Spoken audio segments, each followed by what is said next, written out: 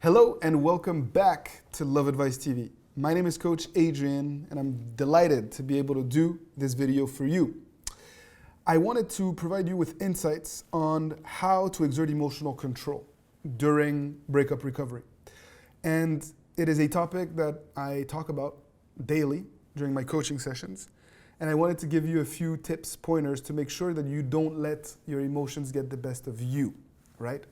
And the first thing that I'll say is that you need to know yourself and to not put yourself in situations where you feel like you could easily be triggered.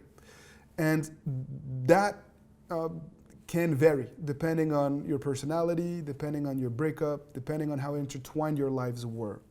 But for instance, if you and your significant other share the same group of friends, perhaps it might be a good idea to not go hang out with this certain group of friends until you've somewhat healed and moved forward.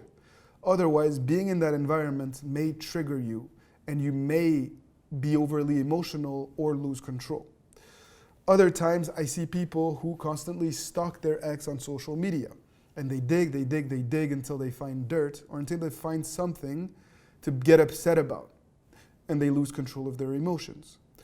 At times, I've also seen people who are constantly going back through memories, pictures, letters that they've written to each other, moments that they've shared. And they constantly live in the past. And basically by doing this, they are setting themselves up to get overly emotional and to lose control. And so the first big tip that I have for you is to make sure that you know yourself and you know what triggers you.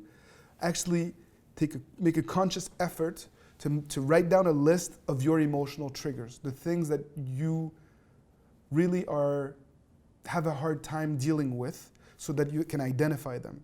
And once you have identified them, then you can ensure that you put specific actions in place that will distract you from self-sabotaging, right? So if one of these actions that you can put in place, to go back to the topics that we were talking about, is to make new friends so that you don't have to go hang out with mutual friends and run into the person that you love. For instance, deliberately make an effort, a concise effort to go and meet new people.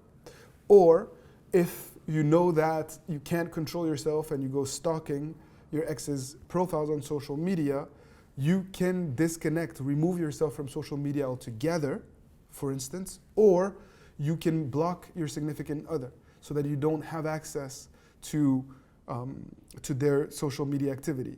And if you decide to do that, of course, don't go creating a fake profile because it defeats the purpose.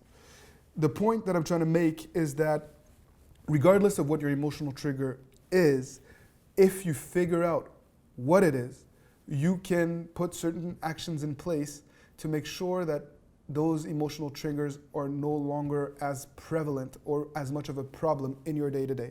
You can do the same thing with pictures, with your ex's stuff. Put them in a box and forget about them and focus on you and on the things that you can control. In order to release negative emotions and to regain control of your emotional state of being, I highly recommend that you exercise on a regular basis. The more you're able to exercise, the more you will feel good and the more your negative emotions will be flushed out. And I've seen this time and time again, even for people who were completely drained, who were completely depressed. Being able to work out more than you have in the past will enable you to regain control quickly. And ultimately, you cannot isolate yourself. You cannot live in isolation.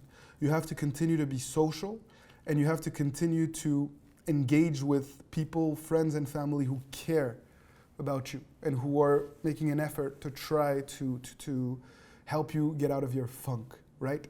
All of these things will definitely help you to exert emotional control and to not let your emotions trigger negative actions.